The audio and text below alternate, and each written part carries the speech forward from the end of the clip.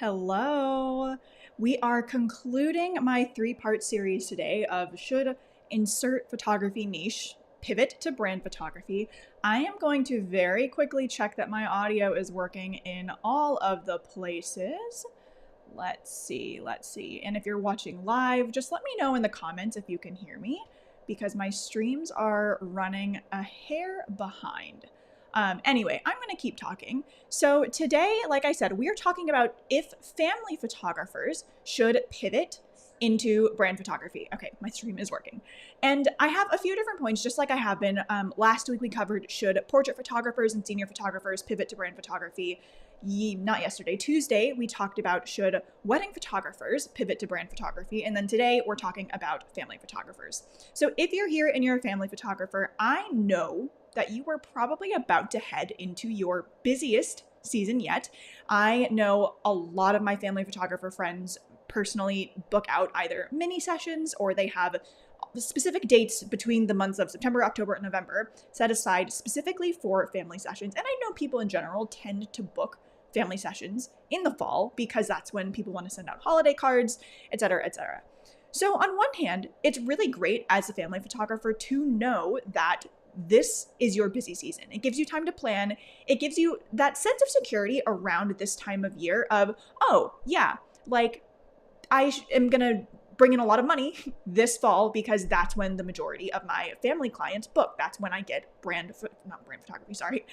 family photography clients. So on one hand, it's great because it's predictable in that season, but then what about the rest of the year? What about in the winter? What about in the summer when everybody's on vacation? You have predictability for the fall because that's when people book, but the rest of the year, kind of loosey-goosey, right? We don't really know what to expect as a family photographer. So I find that to be a little bit stressful, but I know with brand photography, because that's what I do, it is not so seasonal. It is a lot more steady throughout the year because people are marketing their businesses all year. At any point in time, someone is going to need a brand photography to market their businesses. So that's one thing I really like about brand photography over families. But anyway, we're also here to talk more about how your family skills, your family photography skills are transferable to brand photography if that's something that you are interested in. So some other things, before we get into that, some other things that I find to be a little stressful as a family photographer, right? When are we typically shooting? Not just during the fall season, but also golden hour, early mornings and late evenings, weekends, evenings, time when you might want to be spending that with your family. Do you know what I mean? So with brand photography, I will sometimes photograph around golden hour if the shoot demands it, but a lot of the time we're photographing inside, we're in an office, we're in a studio location. And actually, in the middle of the day is better for renting a studio and doing stuff inside because the light is a little bit more even. So I don't really need to block out my evenings or weekends or whatever for brand photography because number one, people want to book their sessions on weekdays. And number two, most business owners also don't want to be working early in the morning or late at night if they don't have to. So that's another reason why I like brand photography. Family photographers are super great at wrangling little kids, also adults. If you're doing extended family sessions, that's a lot of people to manage. You have great people management skills. That is directly transferable to brand photography because if you can get small children and toddlers to cooperate with you, you have all these tricks up your sleeve. I've seen some of them.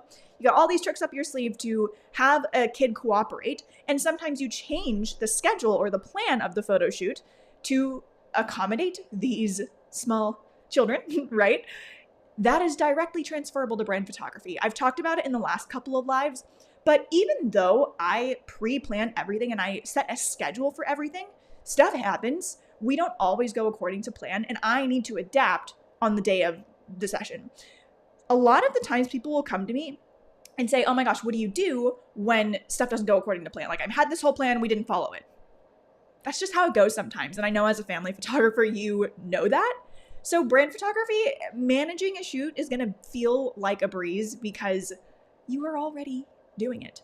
You're quick on your feet. You're quick to think under pressure. Sometimes I know parents get stressed out and they're always like, telling their kids to smile, right? And you have ways to manage not just the children, but the parents as well. You can 100% manage brand photography clients, okay? You're also working fast, because I know there's like a set period of time before kids are like, I'm tired of this and I want to be done, which means you are very efficient at getting the photos that you need in a small amount of time.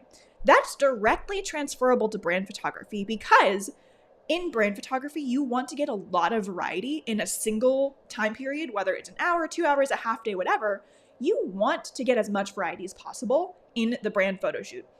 Because you are already working quickly to adjust to families and toddlers and their little needs, you are going to be great at managing a brand photo shoot and at building in that variety, because you're already quick and snappy, right? Okay, what else? Oh, here's another thing. A common need or request, I literally just got an inquiry yesterday or 2 days ago for a team photo shoot, group of 5. You're already good at posing groups of people, families. Another directly transferable skill to brand photography. If you like search brand photography on Pinterest, a lot of what comes up are solo shots of people, with their laptop and with the coffee mug and with their props and whatever.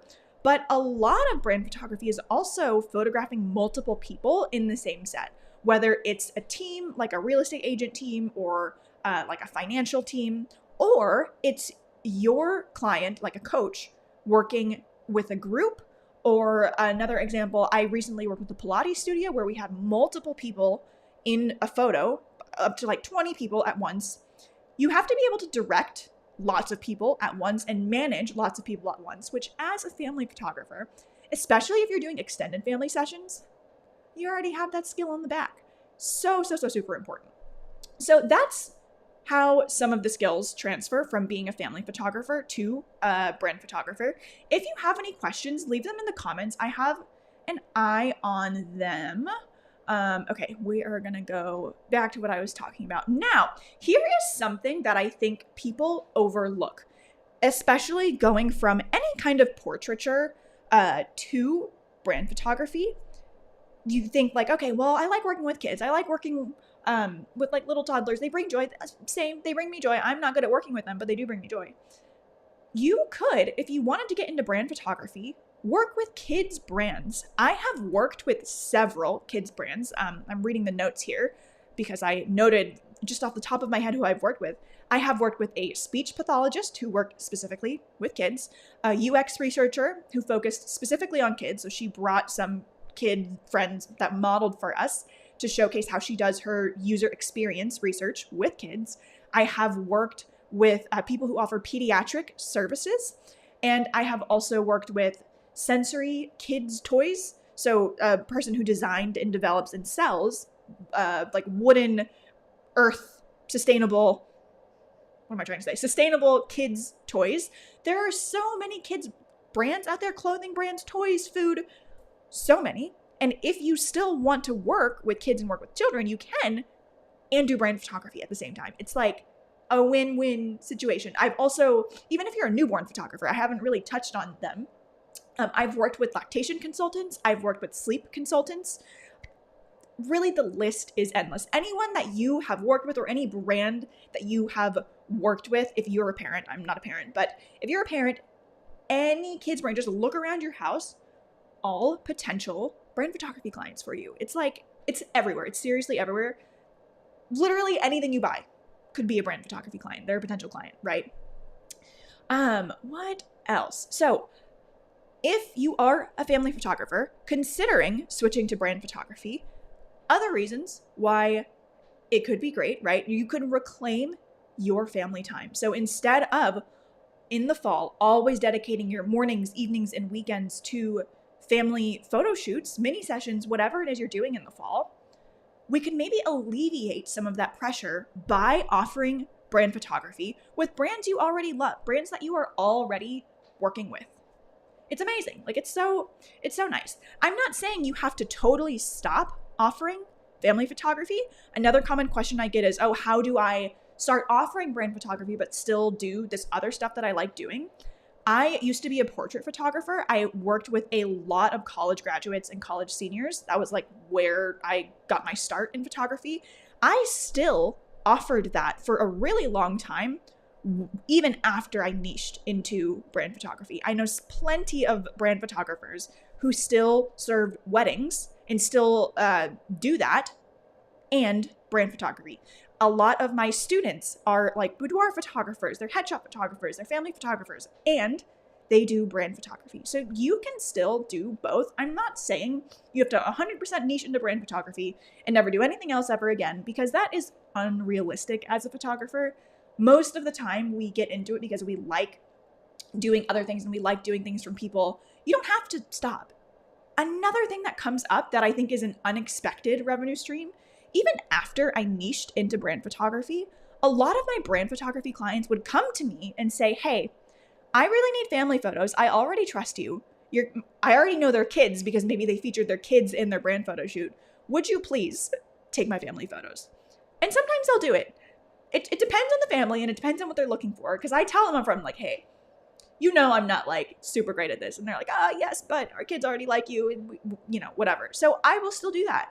I have photographed kids' birthday parties for my clients. I have photographed baby showers, bridal showers, events, other random one-off things for my brand photography clients. And they came to me first for brand photography. So again, just because I've also done an elopement, totally forgot about that, a referral from my brand photography client. So again, just because you start offering brand photography does not mean you have to stop doing all of the other stuff that you love doing. I want that to be really, really clear. So if you are also wanting to get off of that yearly seasonal revenue roller coaster of being a family photographer, consider adding in brand photography, because like I said, brand photography does have some seasons, but instead of like really up and down like it is for families, weddings, other niches, especially senior portraits, it's more of like a smaller sine wave. Can't think of anything else but a math term. So you have bigger ups and downs as a personal portrait photographer, but as a business to business photographer, brand photographer, because you're working with businesses, it's evened out. The roller coaster is not as scary because it's just more constant. What else? Here's another thing. I know in fall, my family photographers are booking back to back to back to back to back family sessions. Sometimes, maybe you don't offer that. I know a lot of family photographers that do. With brand photography, you don't have to do this because typically, because it's business to business, you can charge a higher session fee, a higher package price, because the value you are delivering is an investment for that business. And just the way that I have my packages priced and what's included in them, my brand photography packages on average are $4,000. Again, it goes up or down depending on what the client needs and who I'm working with, but that is my average session price, and that is what most people come to me for.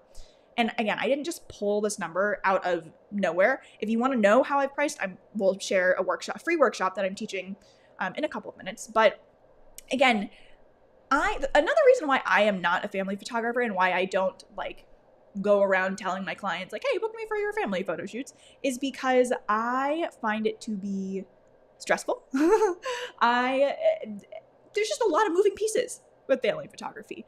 And what stresses me out is when other people are stressed out, I have a tendency of absorbing that stress. And I find that sometimes, things are out of your control with family sessions. You never know when a kid or a little toddler is going to have a meltdown. It happens. That's just life. With brand photography, we get a little bit more stability because we're working with mostly adults, right? And then also, worst case scenario, you can reschedule, right? There's really not anything stopping you from rescheduling. Whereas with family sessions, they have all kinds of different needs and obligations and appointments and all of these things. And the whole point of booking a family session is to capture them in that moment in time, right? With brand photography, we're capturing the product, we're capturing the thing. It's just different. because it's a marketing investment. If my dog starts barking, I'm very sorry. I have a bully stick ready, but there's like they're mowing the lawn today and she's really not into the lawnmower noise. Again, brand photography could be what allows you to get off of the revenue roller coaster and get off of the high volume in the fall and have a little bit more predictability throughout the rest of the year. Predictability, cash flow, peace, so many different things. So today's live is going to be a little bit shorter, but like I said, if you are interested in shifting to brand photography or starting to offer brand photography, you should definitely come to my free class next Thursday. It is called The 4 Systems You Need to 8x Your Revenue with Brand Photography. I think I just finished the slides. I've been working on them as people have been RSVPing and asking me questions. And we are going over the 4 systems that I used to transition from portrait photography into brand photography. That's really good. Each section has like a big takeaway. Each section has something that you can implement literally that day. After you attend, the replay will be available, but you have to RSVP to get the replay. If you are watching on Instagram, the link is in my bio. If you are watching on Facebook, the link is in the pinned comments. And if you're watching on YouTube, I will drop it in the comments now, but it's also in the description, we think. I don't know, but I'm going to drop it in YouTube. And then let me know if you have any questions. Oh, Izzy says you can hear me fine. Great, thank you. Here's the link to sign up. Okay, let me just check questions. Okay, so if you have any, now's your time. Now's your chance to leave them. But there is a question that someone submitted that I want to address now. Let's go to it. So one thing that has been coming up recently is my pitch deck. What does my pitch deck look like? How do you pitch clients? I will go over this again on the free class next Thursday, but I actually don't rely on pitching as a way to generate leads for my business. I have done it in the past. It has worked for me in the past, but I have all of these other lead generation methods that work for me so that I don't have to rely on pitching. If you want to know what those are, come to the free class. I would love to tell you how it's working for me. But I haven't said this yet. Something that I think is really important to talk about, every marketing strategy works. There's nothing else. Every marketing strategy works. What you have to do is decide which one is going to work for me. Which one do I want to pursue and have work for me? I have had all of these work for me, each with varying levels of like, wow, I really like doing this. Pitching was like at the bottom of things that I like doing. But I know for some other people, pitching is like at the top of, yes, this is exactly what I like to do. I could pitch all day long. And I know people that make the majority of their revenue from clients that they have cold pitched. That's just not personally how I have done it. And I don't need to, and I'm fine with that. I think we're about to stop. I think it's a good time to wrap up. I don't know if you can hear that weed hacker. Oh, I really hate that. Hopefully they're not here next Thursday, but we're going to do our best.